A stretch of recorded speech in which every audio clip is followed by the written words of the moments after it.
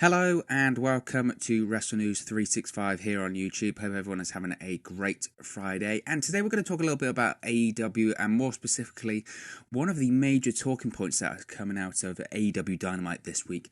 And that was the surprise debut of Jake the Snake Roberts in All Elite Wrestling. Yes, WWE Hall of Famer Jake Roberts made a shocking debut on AEW Dynamite on Wednesday night.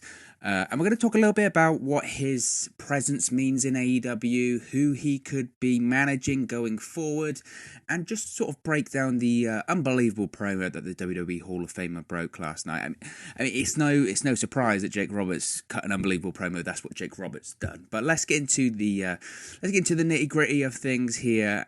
So as I said, Jake Roberts made his shocking debut on AEW Dynamite on Wednesday night. He interrupted a promo from Cody Rhodes. Of course, Cody coming off the loss to MJF Saturday at AEW Revolution. And Jake Roberts just cut, an amazing promo. I will try and break it down and try and praise it because it deserves to be praised, but my words will never, ever do this promo justice. I mean, it never will. I mean, he cut just an absolutely unbelievable promo.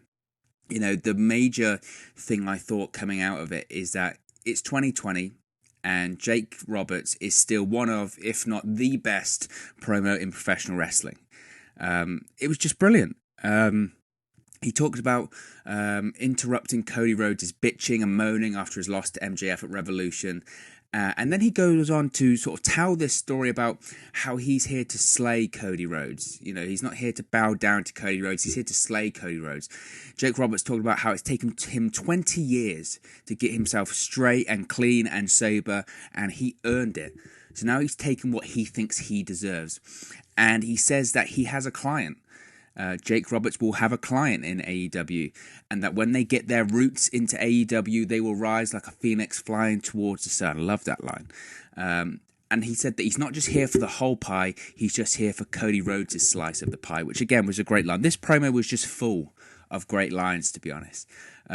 He talked about how his client would soon be facing Cody, and also referred to Cody so often through this promo as Caesar, of course, Julius Caesar, the Emperor of Rome.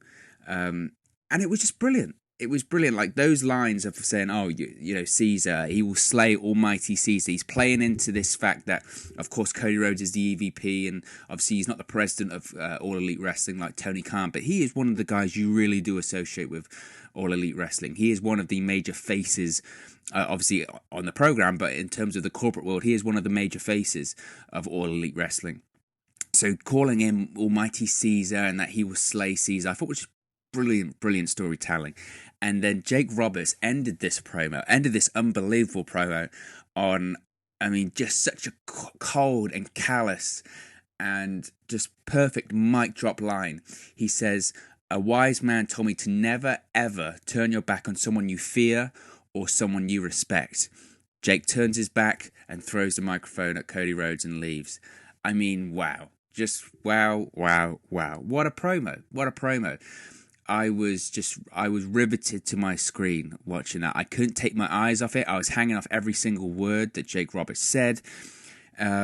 He's always been a fantastic promo. You go back and look at some of his promos back in the day at WWE, just phenomenal. But he still has it. His voice as well. He's got that gravelly, raspy voice because obviously he always had that kind of voice, but then he got a throat injury, which just somehow took the promo to the next level, because it's like that theory that if you talk quietly like this, people have to lean in to listen to what you say. And it was like that. You had to lean, you were listening on every single word he said. What a promo. And I've been quite vocal in criticizing people in WWE and AEW for their promos, because I do feel that the art of a good promo is lost and dead nowadays. Only very few people can do it.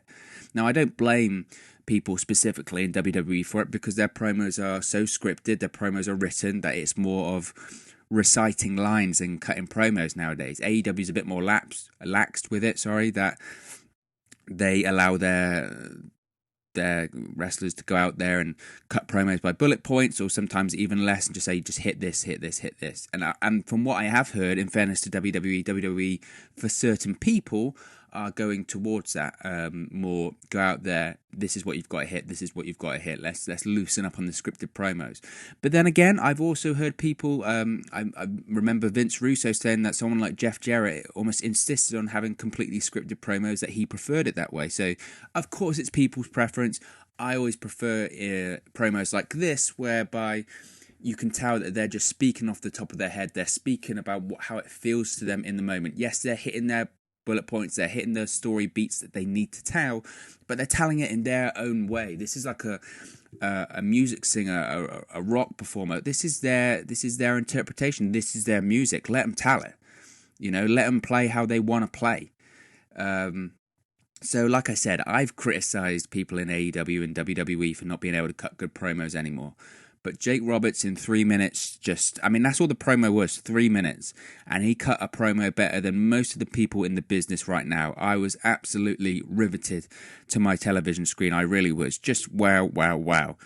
Now, with Jake Roberts being the manager for a potential client of his in AEW, we now have Tully Blanchard, Arn Anderson, and now Jake Roberts as former pros as manager in AEW. And I saw some people on social media complaining about this, which just quite frankly stunned me. They're saying, there's too many former old guys as managers in AEW. I mean, to be honest, in my opinion, there's not enough.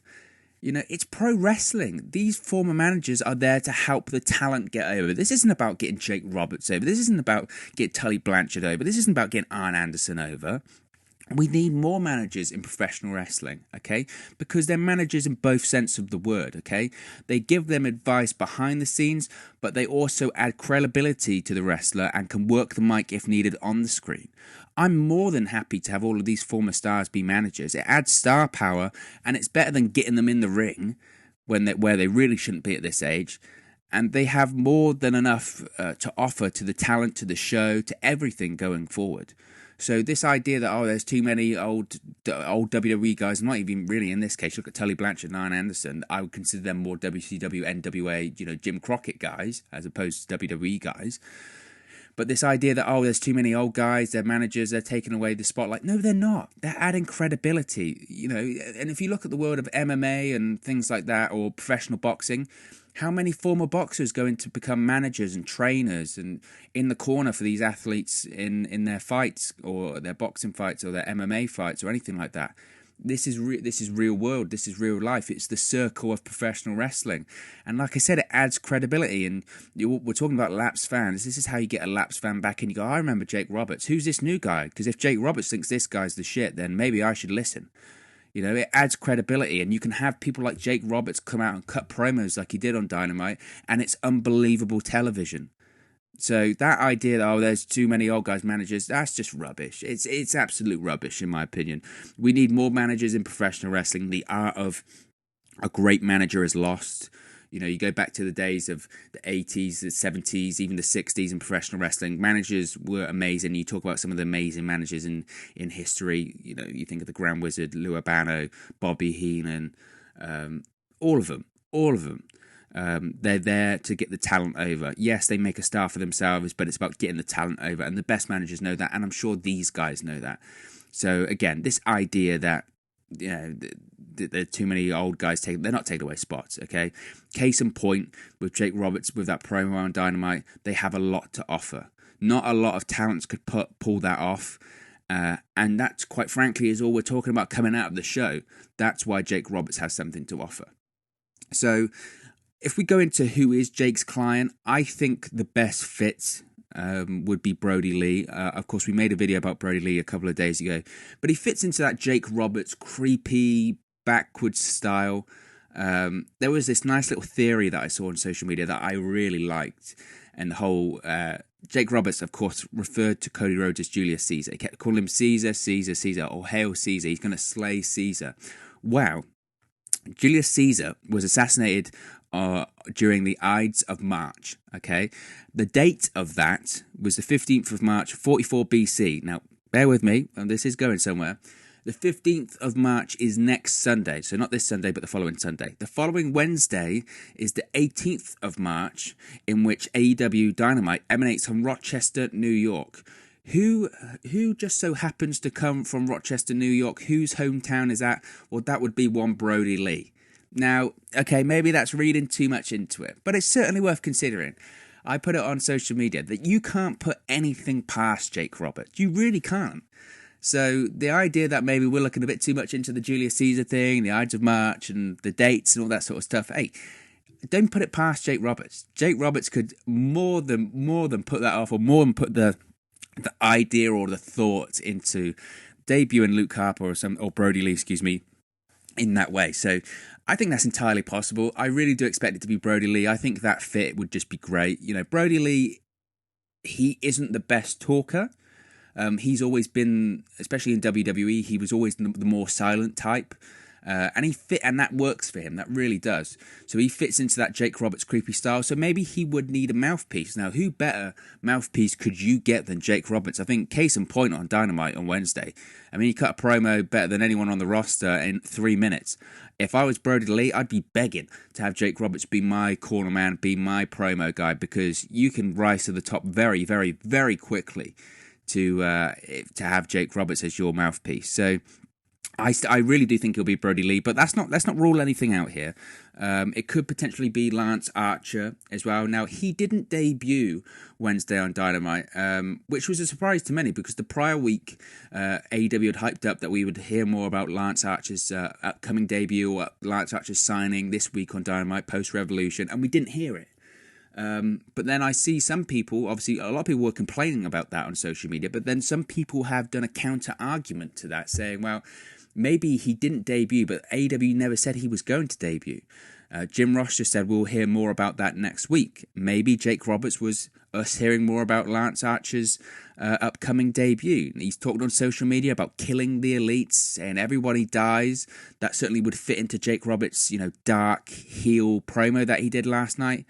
It's possible, but I just don't see that. And now the reason I don't see that is because they already announced him last week. Now, even though he didn't appear this week, it would seem really strange that Jake Roberts wouldn't name Lance Archer by name, and that he'd try and keep it a secret. In that promo, he just referred to his client as just that, his client. He never mentioned his name or anything like that, and said that he was going to take down Cody Rhodes, which of course does fit in with the whole killing the elite thing that Lance Archer's been saying on social media. But we all know Lance Archer signed with AEW. They announced it on their social media. They announced it on Dynamite last week. So it would seem strange that Jake Roberts wouldn't reference him by name. But you never know. You never know on that one. I don't see it personally, but that's not to say that it wouldn't happen. That's not to say it wouldn't happen at all. So it could potentially be Lance Archer. I still think Brodie Lee. So if not those two, who else could it be? I don't think it's Matt Hardy. It's pretty obvious at this point that Matt Hardy is going to be in AEW. I think Matt Hardy's spot is relatively certain that it's going to be the Exalted one. If not, I don't see him having a mouthpiece like Jake Roberts. He doesn't need it. Matt Hardy can cut a hell of a promo. And to be honest, I don't think Jake Roberts fits into the whole broken universe or whatever iteration of that will be in AEW. So I don't think it'll be Matt Hardy. Brian Cage, possibly. I think Brian Cage is a better talker than Brodie Lee, so I'm not sure he needs a mouthpiece like Jake Roberts. I believe he's still recovering from bicep surgery. It was rumoured that he had signed with AEW. I saw Brian Cage was actually liking AEW posts on social media that involved him. So it is potentially someone could be like Brian Cage. But I think Brian Cage, being a former Impact World Champion and being able to cut a half-decent promo, I think he'll be better as a singles guy on his own with no manager. I don't think he needs it. And potentially, who else? You could have Jeff Cobb. Now, of course, Jeff Cobb did his couple of shots with AEW. We have heard that negotiations are ongoing with him, with his contract and a contract offer from AEW. AEW would really like to bring him in. Jeff Cobb is happy to be a free agent at the moment, but he's really keen on keeping his bookings with New Japan Pro Wrestling, which I don't think is going to be too much of a stumbling block, as lots of guys in AEW still do have that relationship with New Japan. So I could see Jeff Cobb coming in soon. I think Jeff Cobb does still want to do shots for Ring of Honor, though, which of course is a conflict with AEW. So perhaps it won't be Jeff Cobb, but I would expect Jeff Cobb to sign at some point in the future. But ultimately, regardless of who it is, it's great to see Jake Roberts back on television, and it's great to see, he mentioned about a phoenix rising. Jake Roberts truly is that. I mean, you consider for where he was at 5-6 years ago to where he is now, I thought he looked great. on Dynamite on Wednesday, and like I said, he cut a promo better than anyone else I think could, and is still one of the best promos in the business. And it was just great to see him, and I'm fascinated. I'm absolutely fascinated of where this is going to go. I'm really interested who it's going to be. I think it's going to be Brodie Lee, but you never know. You never know. They could throw a curveball at us, and at times like this, you just have to enjoy the ride. Enjoy that Jake Roberts is back on our TV screens. Enjoy the promos. Enjoy the story that they're going to tell, because I think it's going to be a really, really good one. But who do you think that Jake Roberts' client is going to be? Do you think it's going to be Brodie Lee, Lance Archer, Matt Hardy, Brian Cage, Jeff Cobb? Maybe it's going to be someone else. Let me know in the comment section below. Don't forget to subscribe. Bottom right hand corner, please subscribe. We're getting closer and closer and closer to that 100 subscriber number, and then we can set a new target of a number past 100. Don't forget also to like and share the video, and don't forget to follow us on all of our social media platforms. Links are in the bottom description there. And yeah, thank you very much for watching, listening, streaming, and I'm sure I'll speak to you again very, very soon.